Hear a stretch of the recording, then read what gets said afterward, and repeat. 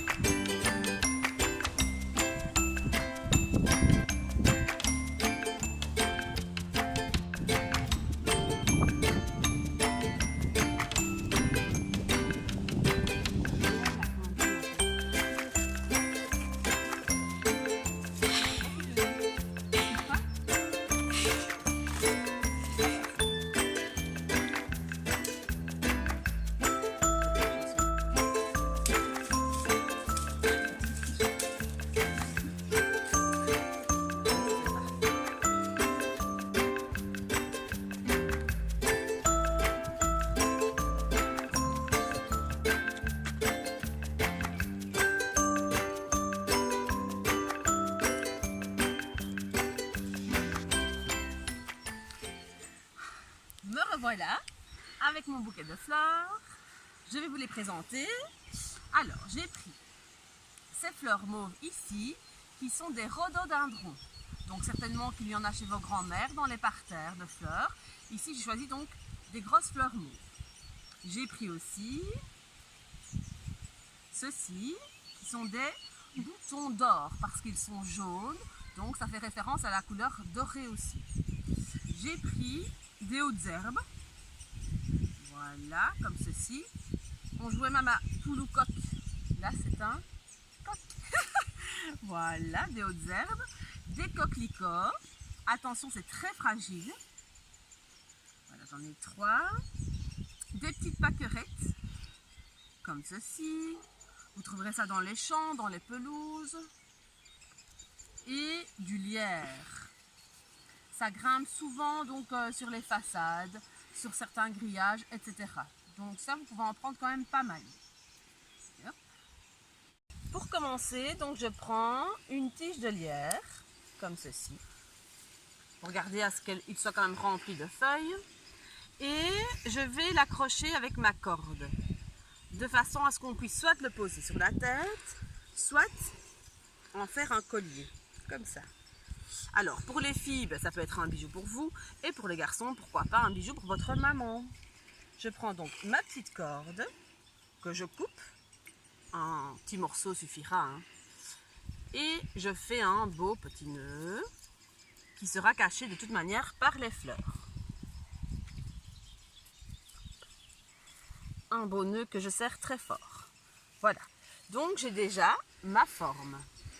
Forcément, si des feuilles retombent, n'hésitez pas à les coincer ou à remettre un petit bout de ficelle. J'ai déjà ma forme pour ma couronne.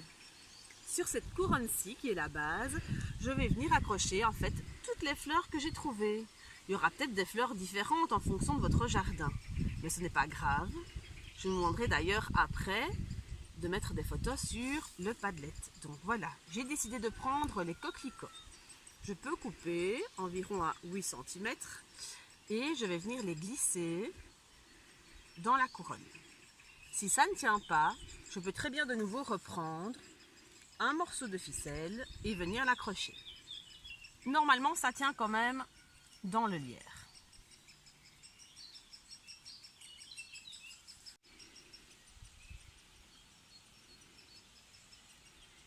Voilà pour la première fleur. Je vais ajouter maintenant des boutons d'or pour donner un peu de couleur. Je peux les mettre devant.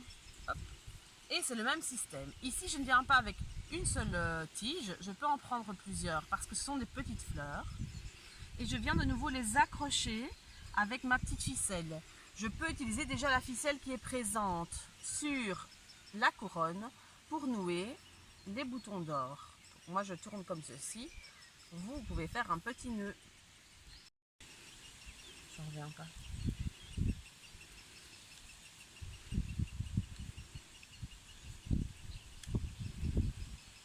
Donc ici, on a déjà deux sortes de fleurs.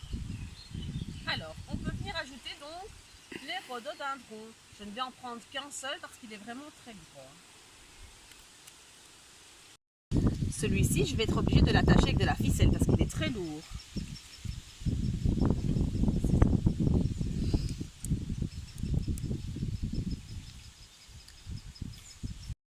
Pour ajouter un petit côté sauvage, donc, on va ajouter les hautes herbes qu'on peut recouper si elles sont trop longues. Et c'est le même système, de nouveau, on accroche sur la couronne de lierre. J'ai de la ficelle avec du fil de fer dedans, c'est un peu trop facile en fait. Et maintenant, je termine avec les plus petites fleurs, avec les pâquerettes. Alors, je mets toujours les petites fleurs à la fin pour ne pas qu'elles soient cachées par les grosses fleurs. Et je les attache aussi à l'aide de la ficelle qui est déjà présente, où je reprends un autre petit bout. Comme je vous l'ai dit, ça peut être de la corde ou de la laine, tout ce que l'on a donc à disposition. Ça ne doit rien coûter. Voilà, ma couronne terminée.